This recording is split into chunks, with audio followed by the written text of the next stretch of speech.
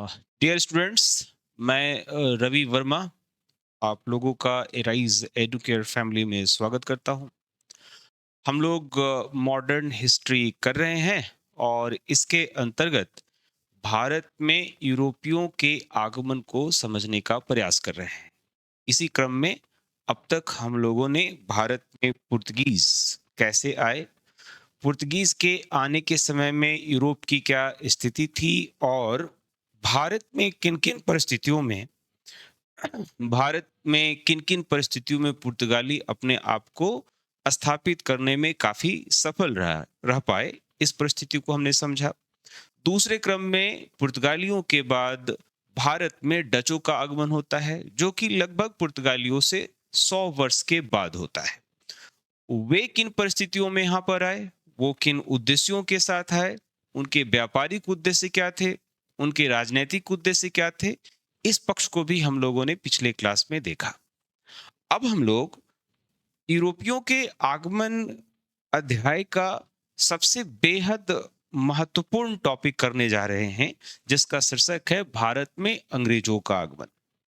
आपको मैं यदि यह कहूं कि पूरी जो मॉडर्न हिस्ट्री है वो अंग्रेजों के क्रियाविधि से भरी पड़ी है, तो ये गलत नहीं होगा। लेकिन इस अध्याय के अंतर्गत हम लोग सिर्फ उनके व्यापारिक लाभ को लेकर, या जो एक कंपनी के रूप में वो यहाँ पर कैसे आते हैं और कैसे कैसे अपने आप को यहाँ स्थापित करते हैं, इस पक्ष को ही देखेंगे। ऐसा नहीं होगा कि हम लोग इस टॉपिक में ही अंग्रेजों के द्वारा किए गए हर कार्य को समझेंगे।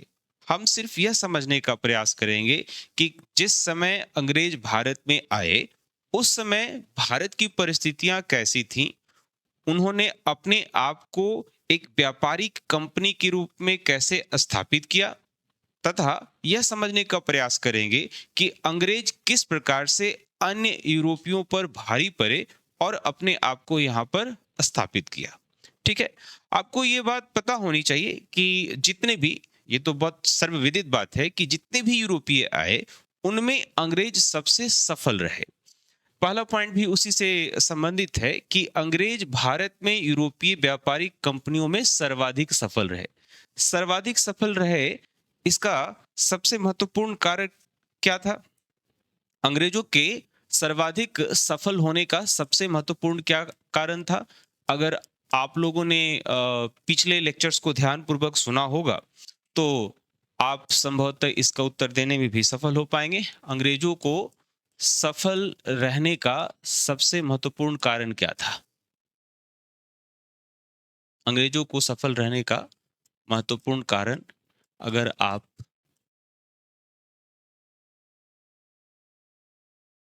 समझना चाहें, तो सबसे पहला कारण तो ये है कि अंग्रेज संभवतः सबसे अ, बाद में आने के कारण, यानी कि डच और पुर्तगाली यहाँ पर आए, तो उन्हें जो अनुभव प्राप्त हुआ, यानी कि पूर्ववर्ती पूर्ववर्ती यूरोपियों के अनुभव का इन्होंने फायदा उठाया। पूर्ववर्ती यूरोपियों का जो अनुभव था,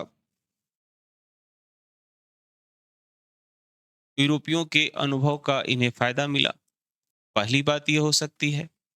दूसरा क्या हो सकता है?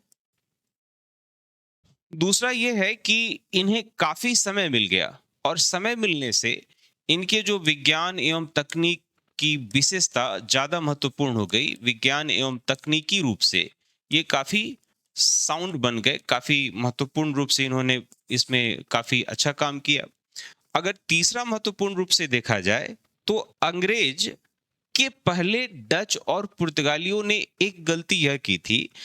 पुर्तगीज और डच थे, उन्होंने एक गलती यह की थी कि भारत में जो राजनीतिक परिस्थितियां बन रही थी, उनका फायदा यहाँ पर कुछ उन्होंने विशेष रूप से नहीं उठाया था।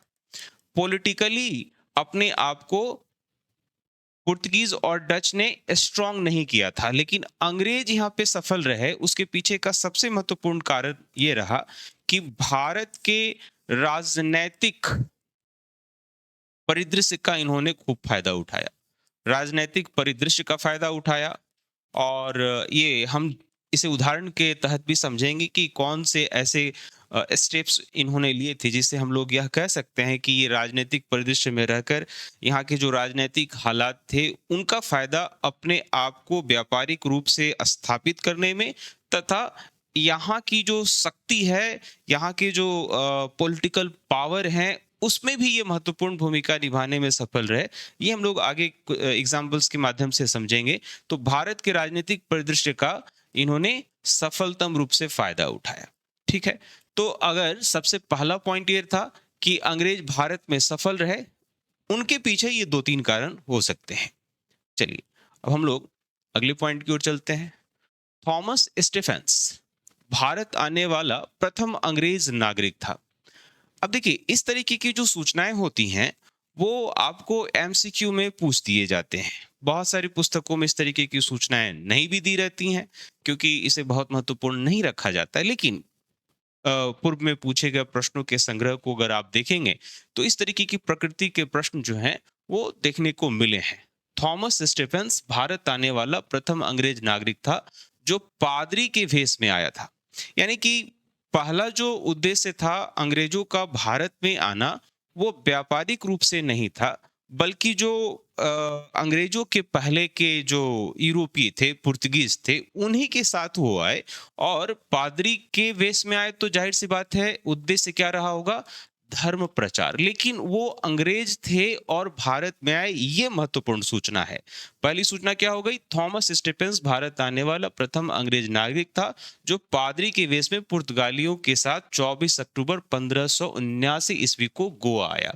तथा दूसरा अंग्रेज नागरिक रॉल्फ फिंच था। अब देखिए, रॉल्फ फिंच से रिलेटेड जो है बीपीएससी क्वेश्चन पूछ चुका है कि रॉल्फ फिंच एक्चुअली बिहार की भी यात्रा करता है। तो बिहार की जो परीक्षाएं होती हैं, चाहे बिहार एसआई की हो या बीएसएससी की हो या बीपीएससी की हो, तो रॉल्फ फिंच से सवाल पूछा जाता रहा है। आप पीवाईक्यू का रेफरेंस ले सकते हैं। तो दूसरा यहाँ पर मैंने नाम बताया, दूसरा अंग्रेज नागरिक रॉल्फ फिंच था। मुगल सम्राट अकबर के दरबार में आने वाला पहला अंग्रेज व्यापारी रॉल्फ फिंच ही था जिसने सूरत में व्यापार हेतु फरमान प्राप्त करने का प्रयास किया, लेकिन यह प्रयास जो है वो विफल रहा। आपको मैं बताऊं कि अकबर के समय में, इसके पहले के टॉपिक को बताते हुए मैंने पुर्तगाली और अकबर से संबंधित कहानी बताई थी कि पुर्तगाली अपने धर्म को ज्यादा प्रचार प्रसार करना चाहते थे, क्रिश्चियनिटी का डेवलपमेंट चाहते थे, और उन्हें ऐसा लगा कि अकबर धर्म को लेकर काफी टॉलरेंट हैं, दूसरे धर्म को भी सुनते समझते हैं, और इस प्रकार का उन्होंने प्रयास किया है कि सभी धर्म एक साथ मिलजुल कर बात करें। तो पुर्तगालियों ने कुछ कुछ समय के अंतराल पर क्रिश्चियनिटी को प्रमोट करने के लिए अकबर के पास बहुत सारे रिप्रेजेंटेटिव्स को भेजा, लेकिन वो सभी रिप्रेजेंटेटिव्स अकबर को बहुत ज्यादा कन्विंस नहीं कर पाए कि उन्हें कोई विशेष लाभ मिल सके। दूसरी तरफ अंग्रेज व्यापारी जो उस समय स्थल मार्ग से आते थे, वो भी प्रयास कर रहे हैं कि अकबर के समय में उन्हें कुछ ऐसा अस्थायी भाव मिल सके और व्यापारिक कार्य वो आसानी से कर सके, लेकिन उन्हें भी सफलता नहीं मिली।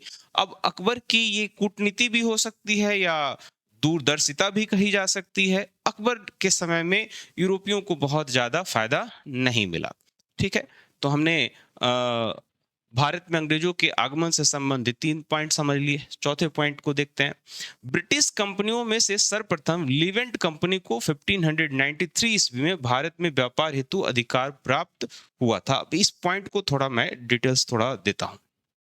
देखिए, लिवेंट कंपनी के बारे में कहा गया, लिवेंट कंपनी के बारे में कि लिवेंट कंपनी जो है वो पहली कंपनी थी। लेकिन मैं आपको ये थोड़ा इसके बारे में समझाना चाह रहा था कि जो साधारणतः हम लोग ब्रिटिश कंपनी के बारे में समझते हैं उसका भी एक अपना इतिहास है।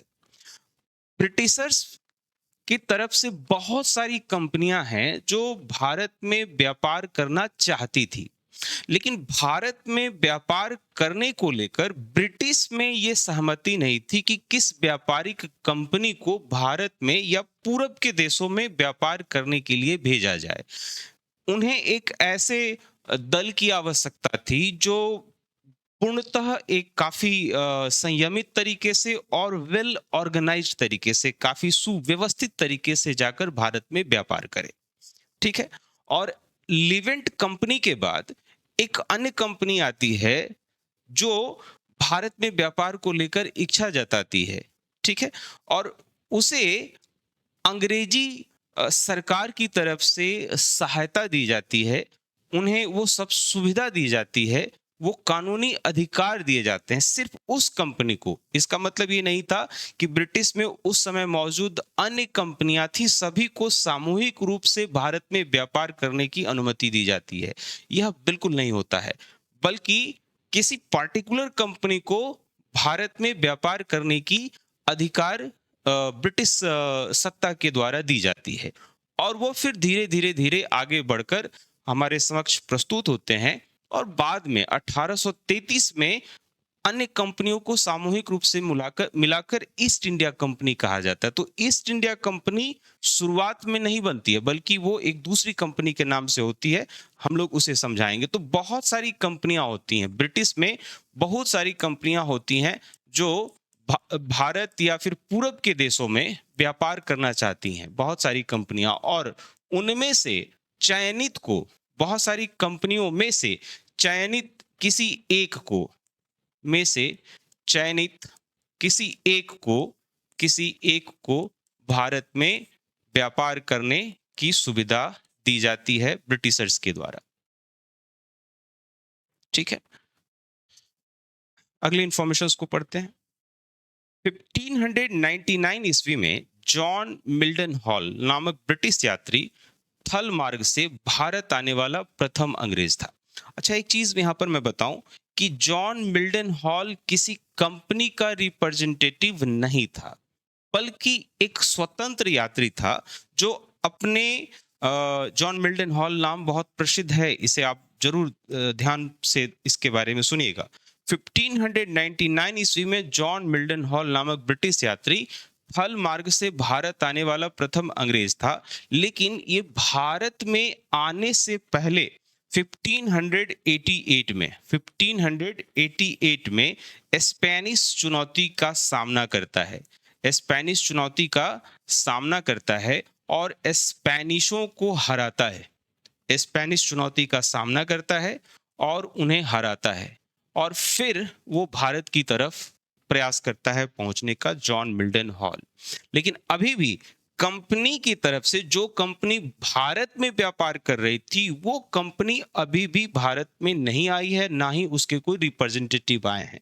यहां तक कि पॉइंट्स में मैंने अभी उस कंपनी का नाम नहीं लिया जो सामान्यतः हम यह समझते हैं कि भारत में वो व्यापार 1857 ईस्वी तक, 1858 ईस्वी तक करती है।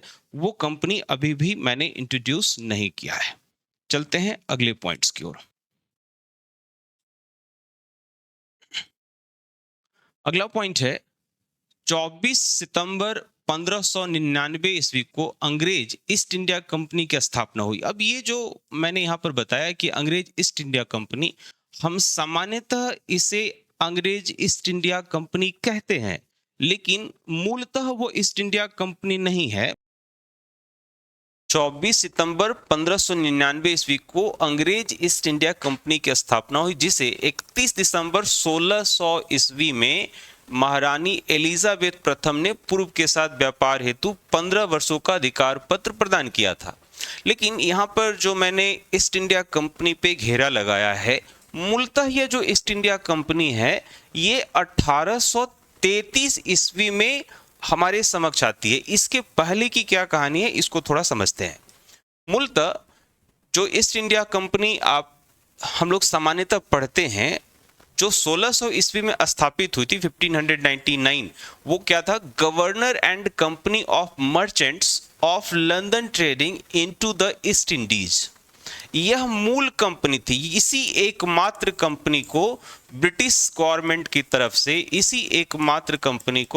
ब्रिटिश गवर्नमेंट की तरफ से भारत में व्यापार करने की अनुमति दी गई थी। और इससे एक यूनिक इंफॉर्मेशन यह भी है कि जिस महारानी एलिजाबेथ के बारे में हम लोगों ने यहाँ पर पढ़ा, कि महारानी एलिजाबेथ प्रथम ने पूर्व के साथ व्यापार हेतु इसे 15 वर्ष का अधिकार पत्र दिया था, तो महारानी एलिजाबेथ का इस कंपनी में शेयर भी था। एलिजाबेथ का इस कंपनी में क्या था? एलिजाबेथ का शेयर भी था, ठीक है। और इसे 15 वर्षों के लिए अधिकार पत्र दिया गया। यानी मैं आपको यहां फिर से कह दूं कि इसका मतलब यह हुआ कि एकमात्र इसी कंपनी को ब्रिटिश सत्ता की तरफ से पूरब की देश या भारत समेत पूरब के देश पर व्यापार करने के अधिकार पत्र दिए गए थे। और यही कंपनी आगे जाकर 1694 ईस्वी में English company trading in the east कहलाएगी। और ये कंपनी जो है, एक दूसरी कंपनी आई थी, यानी कि इसके बाद एक दूसरी कंपनी आई थी, और इस कंपनी के समय में 1694 ईस्वी में, रिकॉल कीजिए कि भारत में किसका शासन था? तो भारत में औरंगजेब का शासन था। और औरंगजेब एक बार फिर से इस कंपनी को व्यापार करने का अधिकार नहीं देता है। तब इसके प्रत्युत्तर में ब्रिटिश गवर्नमेंट के तरफ जो बाकी छोटी छोटी कंपनियां थीं, उनको मिलाकर एक नई कंपनी बनाई गई जिसका नाम था the United Company of Merchants of England Trading to the East, जो बाद में इस कंपनी को 1833 के चार्टर के माध्यम से ईस्ट इंडिया कंपनी कहा जाना शुरू किया गया। तो जो सामान्यतः हम बोलचाल में ईस्ट इंडिया कंपनी कहते हैं, उसकी ये पृष्ठभूमि रही है। अब बार बार हम इतने बड़े नाम को नहीं लिखते हैं, तो कितनी दफा पाठ्य पुस्तकों में भी ईस्ट इंडिया कंपनी ही लिखी जाती है, लेकिन वह मूलतः ईस्ट इंडिया कंपनी नहीं रहती है। मैं उम्मीद करता हूं कि जो कंपनी की पृष्ठभूमि है और उसके नामकरण से संबंधित है, कितनी दफा प्रतियोगी परीक्षाओं में ये पूर्ण नाम भी दे दिया जाता है, तो कंफ्यूज होने की आवश्यकता नहीं है, ठीक है। अब हम लोग चलते हैं अगले पॉइंट की ओर। बाद में जेम्स प्रथम ने 1600 ईस्वी में अनिश्चित काल हेतु बढ़ा दिया था, ठीक है। मूलतः जो व्यापार यहाँ पर शुरू हुआ, सबसे शुरू में ये जो इसे 15 वर्ष के लिए यहाँ पर अधिकार पत्र प्राप्त हुआ, लेकिन मात्र 9 वर्ष के बाद ही इसे अनिश्चित काल के लिए व्यापार करने के राइट्स ब्रिटिश सत्ता के द्वारा स्थापित किया गया था, ठीक है। और साथ ही यह भी प्रावधान किया गया था कि 2 वर्ष की पूर्व सूचना देकर समाप्त भी किया जा सकता है। ईस्ट इंडीज कंपनी का आरंभिक नारा था भूभाग नहीं व्यापार। और यहां से ये जो मैंने कहा कि ब्रिटिश ईस्ट इंडिया कंपनी राजनैतिक, कूटनीति, हर प्रकार की नीति का प्रयोग करती थी, लेकिन अपने प्रारंभिक दौर में ईस्ट इंडिया कंपनी किसी अस्थाई जगह के भाव को लेकर नहीं थी, बल्कि सीधे व्यापार करना चाहती थी। तो आप यह देखेंगे कि भारत में जब अंग्रेजों का आगमन होता है, ब्रिटिशर्स का आगमन होता है, तो शुरुआत में वो किसी जगह को फोर्टिफाइड नहीं करते हैं, बल्कि वो राजाओं से मिलते हैं, उनसे बातचीत करते हैं, व्यापारिक अधिकार को प्राप्त करते हैं। और साथ ही साथ यदि उन्हें पुर्तगाली चुनौती, डच चुनौती या डेनिश चुनौती मिलती है, तो उसका सामना करते हैं। भारत में कोई भूभाग स्थापित करना उनका प्रारंभिक उद्देश्य नहीं था। प्रथम गवर्नर टॉमस स्मिथ था। भारत आने वाले कंपनी का प्रथम जहाज हेक्टर था, जिसको हॉकिंस 24 अगस्त 1608 ईस्वी को लेकर पहुंचा। इस काफिले में रेड ड्रैगन, देखिए ये भी प्रश्न पूछा जा चुका है कि भारत आने वाला पहला जहाज क्या था, तो हेक्टर था, साथ ही साथ रेड ड्रैगन, ये 2 नाम, रेड ड्रैगन नामक जहाज भी शामिल था, जिसका कमांडर विलियम किलिंग था। अब जरा हॉकिंस से जुड़ा हुआ जो बात है उसको भी थोड़ा सा हम लोग विशेष रूप से समझने का प्रयास करेंगे। कैप्टन हॉकिंस का यह प्रयास था कि भारत में जो सत्ता बहुत मजबूत थी, उस समय जो मुगल थे वो काफी अपने आप को स्थापित कर चुके थे। एक बात तुलनात्मक रूप से यह समझना है कि पुर्तगीज के समय में कोई केंद्रीय सत्ता भारत में मौजूद नहीं थी, जिसका फायदा उन्हें मिला और वो अपने पांव को आसानी से जमा सके। डच के समय भी लगभग यह मामला था, लेकिन जब अंग्रेज आए तो अंग्रेज के पहले भारत में, खास करके उत्तर भारत के हिस्से में, मुगल काफी मजबूत हो चुके थे। 1556 से लेकर 1905 के बीच अकबर का जो कार्यकाल था वो साल दर साल मुगलों को काफी मजबूत कर चुका था। मुगलों की सेना काफी मजबूत थी। तो अंग्रेज अब बिना मुगलों की सहायता के या इस केंद्रीय सत्ता के बिना अनुमति के वो कोई व्यापार नहीं कर सकते थे। और एक केंद्रीय सत्ता की मजबूत होने की वजह से बाकी जगहों पर इनके पांव जमाने में काफी कठिनाई हो सकती थी। चलिए, तो ये जो जेम्स प्रथम के द्वारा जो हॉकिंस को भेजा गया था, हॉकिंस काफी प्रयास करते हैं कि मुगलों की तरफ से उन्हें सहायता मिल सके। कैप्टन हॉकिंस मुगल दरबार में आने वाला प्रथम अंग्रेज था जो जेम्स प्रथम के राजदूत के रूप में अप्रैल 1608 ईस्वी में आया। 1608 ईस्वी में किसका शासनकाल है? जहांगीर के दरबार में आया। और जहांगीर उस समय कहाँ पे दरबार लगा रहे हैं? उस समय आगरा में ये दरबार लगा रहे हैं। ठीक है, जहांगीर के दरबार में पहुंचा। जहांगीर ने हॉकिंस को सूरत में व्यापार की अनुमति दी, ऐसे ही नहीं दी। इसके पीछे कारण क्या था कि हॉकिंस जो था वो मुगल दरबार में पहुंचने से पहले मुगलों की जो भाषा है, जो रहन सहन है, पोशाक है, उनको वो अडॉप्ट करता है। उससे प्रभावित होकर जहांगीर ने उसे सबसे पहले क्या किया कि सूरत में व्यापार की अनुमति दी। साथ ही साथ हॉकिंस को खान की उपाधि भी दी। हॉकिंस को खान की उपाधि दी, साथ ही साथ इसे 400 मनसब भी प्रदान किया। 400 मनसब भी प्रदान किया। लेकिन कहानी अभी भी पूरी नहीं है, क्योंकि आगे क्या होता है। फिर अंग्रेजों ने 1608 ईस्वी में सूरत में फैक्ट्री स्थापित की, किंतु यहां से कहानी देखिए, पुर्तगाली पहले से एस्टेब्लाइज थे और मजबूत थे। तो पुर्तगालियों के विरोध के कारण जो जहांगीर ने अनुमति दी थी वह अनुमति रद्द कर देना पड़ा और सूरत छोड़ने को आदेश दिया गया। और सूरत के व्यापारियों ने कैप्टन बेस्ट के अधीन 2 अंग्रेजी जहाजों को सूरत में रहने की अनुमति दी। लेकिन कैप्टन हॉकिंस का जो यहाँ पर प्रयास था वो अधूरा रह गया और हॉकिंस यहाँ से लौट गए और 1611 ईस्वी में ये लौटे। 1611 ईस्वी ब्रिटिश के भारत में आने को लेकर काफी महत्वपूर्ण वर्ष है। ये कैसे है? जहां 1611 ईस्वी में अंग्रेजों को सूरत छोड़कर जाना पड़ा, हालांकि 2 जहाज वहां रुके हुए थे। लेकिन उसी वर्ष क्या होता है, 1611 ईस्वी में ही कैप्टन बेस्ट ने सूरत बंदरगाह को जीतकर पुर्तगालियों का एकाधिकार समाप्त कर दिया। परिणाम स्वरूप यहाँ पर एक चीज और ये होता है कि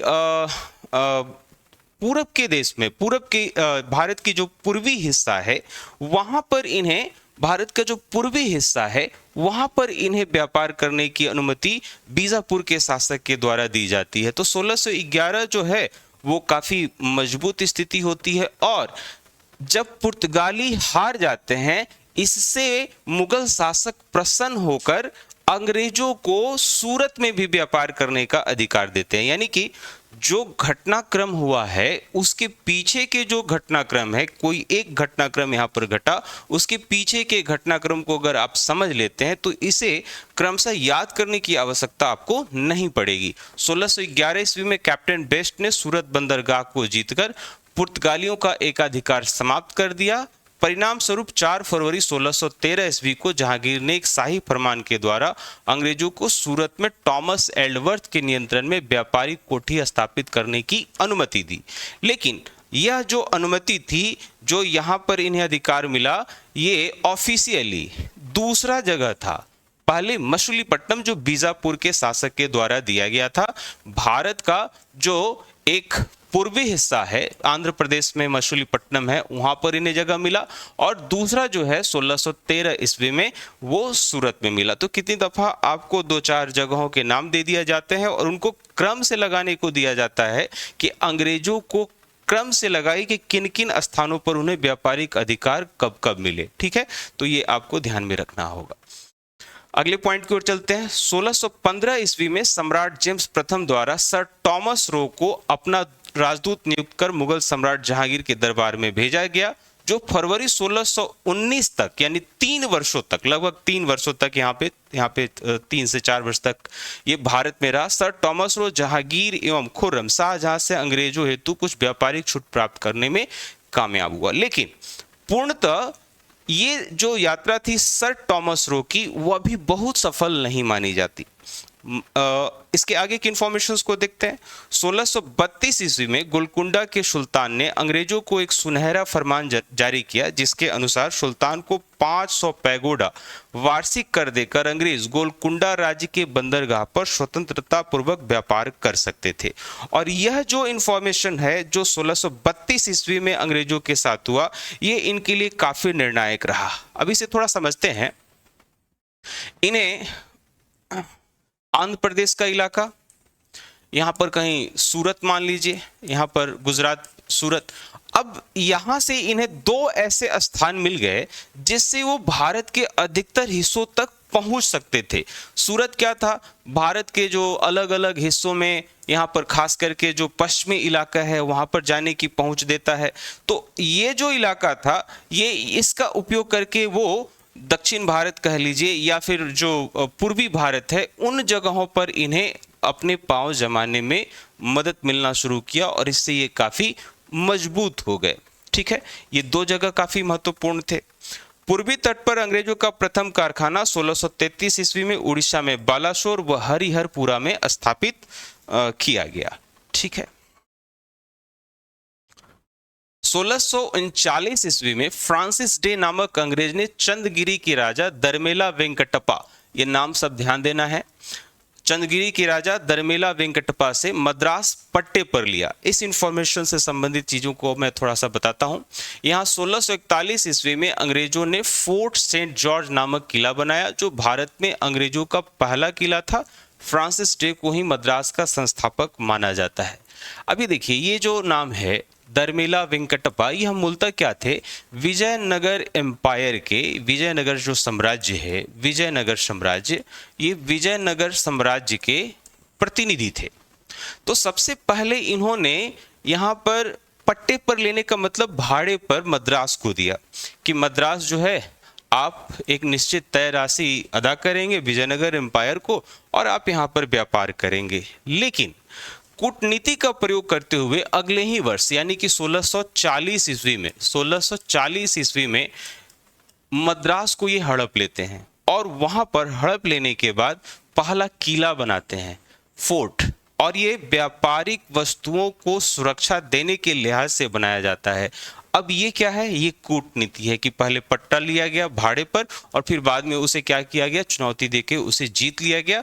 और ये कूटनीति का एग्जाम्पल है जो मैंने आपको प्रारंभ में बताया था कि अंग्रेज यहाँ पर राजनीति, कूटनीति, सभी प्रकार की नीतियों का प्रयोग करके अपने व्यापारिक हित को और फिर अपने व्यापारिक हित के बाद राजनीतिक हित को भी साधते हैं।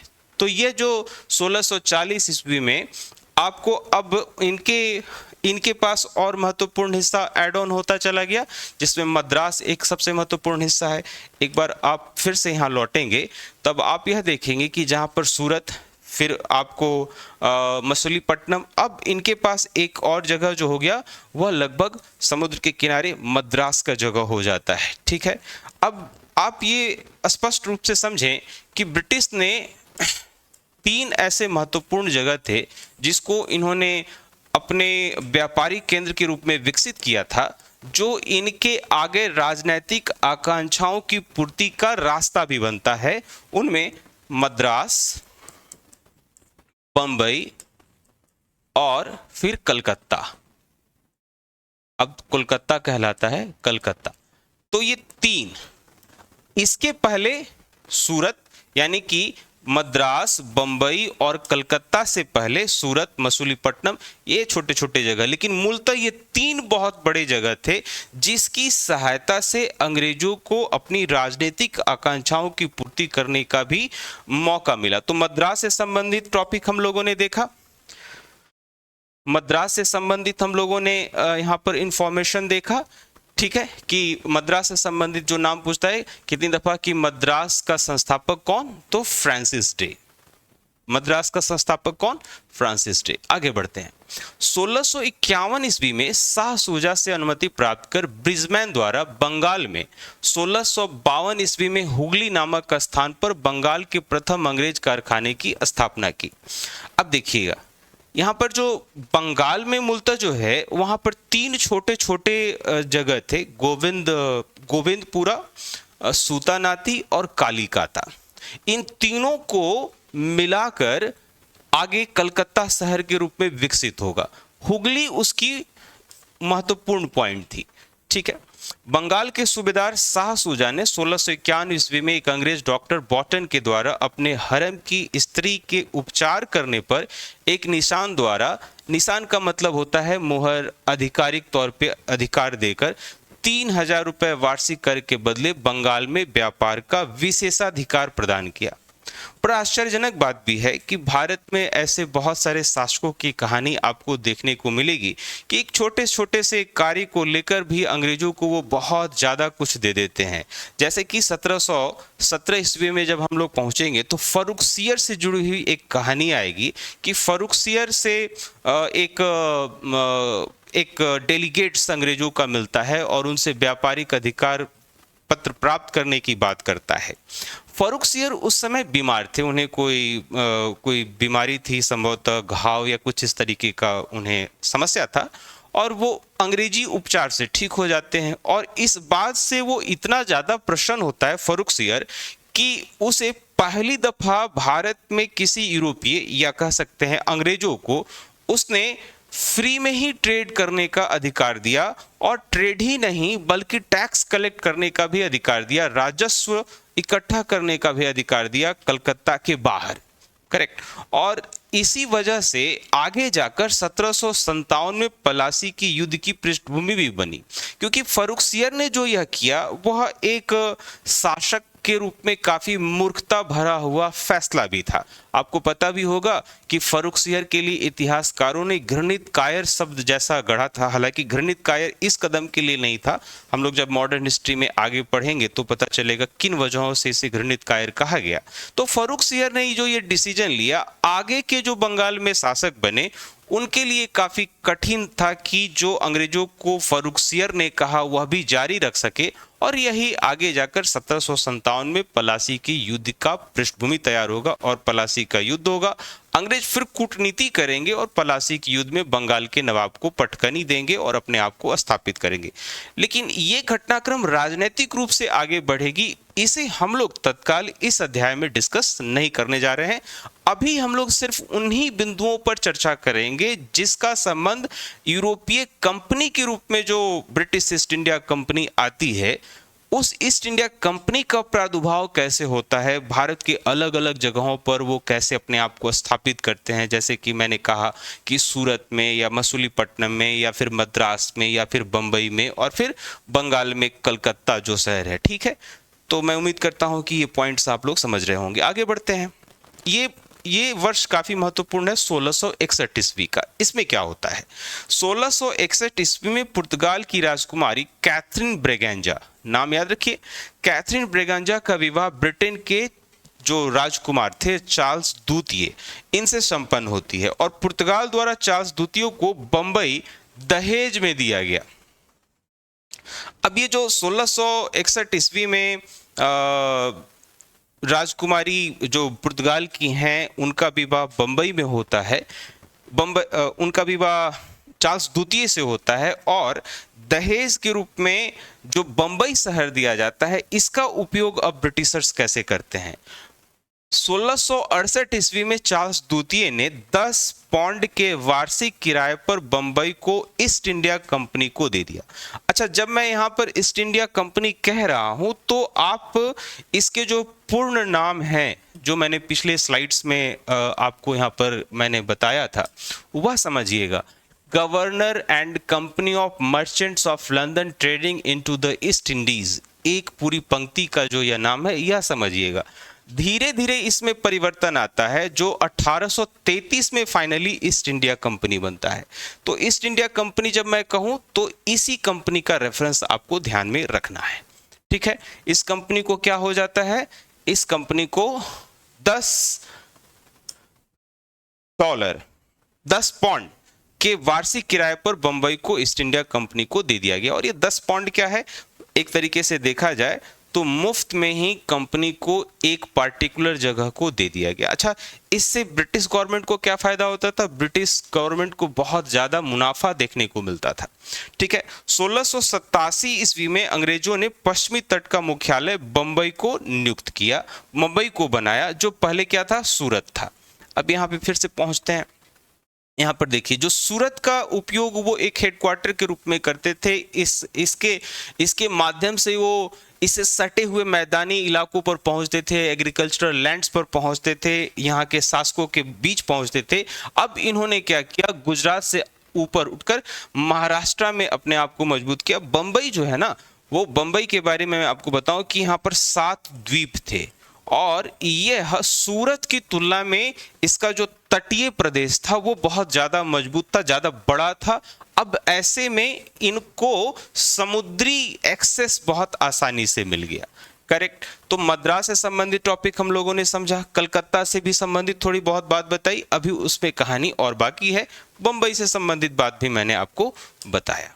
ठीक है, बंबई क्या हो गया, 1687 ईस्वी में अंग्रेजों का पश्चिमी तट पर मुख्यालय बन गया। ठीक है, गेराल्ड ऑगियर ये 1669 से 1677 ईस्वी ने बंबई शहर की स्थापना की।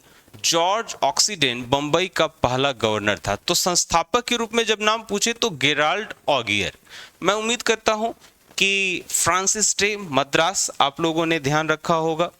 गेराल्ड ऑगियर, बंबई शहर। ठीक है, आगे विलियम हैजेस बंगाल का प्रथम अंग्रेज गवर्नर था। ये तो एक सामान्य इंफॉर्मेशन है, इसे आप लोग को बस समझना है। 1697-99 ईस्वी में बंगाल के सूबेदार अजीमुस्तान की अनुमति प्राप्ति के बाद कंपनी ने जमींदार इब्राहिम खां से 1200 रुपए में, मात्र 1200 रुपए में तीनों गांव गोविंदपुर, सूतानाती और कालीकाता, देखिए यही तीनों गांव आगे जाकर कलकत्ता बनेगा और अंग्रेजों की यह प्रारंभिक राजधानी भी बनेगी। ये कलकत्ता राजनैतिक रूप से सबसे महत्वपूर्ण रहा। ये बंगाल जो काफ़ी फर्टाइल लैंड था, आप अगर इंडियन ज्योग्राफी पढ़े होंगे तो आपको पता होना चाहिए कि विश्व में जितने भी कपड़ा उद्योग थे, उन कपड़े उद्योग की जो आवश्यक रेशेदार फसल थी, जिसमें जूट, कपास, इसमें यह जो क्षेत्र था वो अभी भी सबसे ज़्यादा जो कच्चे माल हैं उसका उत्पादन करता था।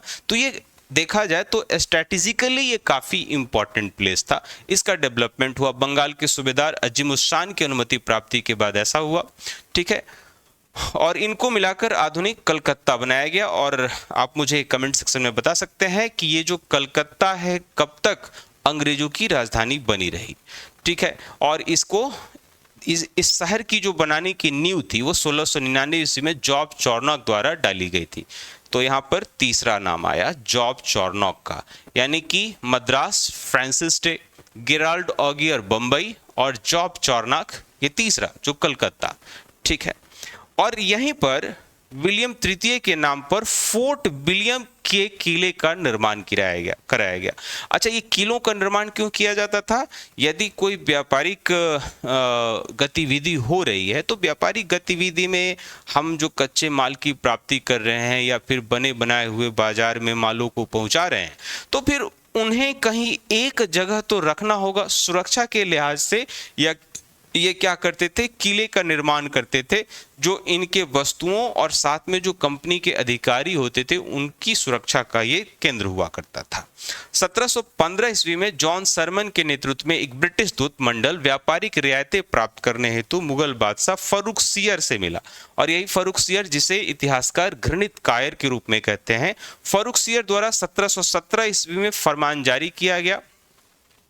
और ये ऐसा नहीं था, 1717 ईस्वी में फरमान जारी करने के पीछे की कहानी यह थी कि फर्रुखसियर काफ़ी बीमार था और बीमार होने की वजह से इनके इलाज अंग्रेजी तरीकों से ठीक हो जाते हैं और इससे खुश होकर ये एक फरमान जारी करते हैं जिसे बंगाल में मात्र 30,000 रुपए वार्षिक कर के बदले में कंपनी के व्यापार को सीमा शुल्क से मुक्ति प्रदान की गई। जैसे आज अधिकतर देश जो free trade, tariff free trade की बात कहते हैं, वो वैसे दिया गया, जिसे कंपनी का मैग्ना कार्टा कहा जाता है। मैग्ना कार्टा मतलब एक आदेश पत्र जैसा था। इंग्लिश ईस्ट इंडिया कंपनी को जॉब कंपनी के नाम से भी जाना जाता था। ठीक है, तो यहां से संबंधित जो सूचनाएं थी वो मैंने आपको बताई।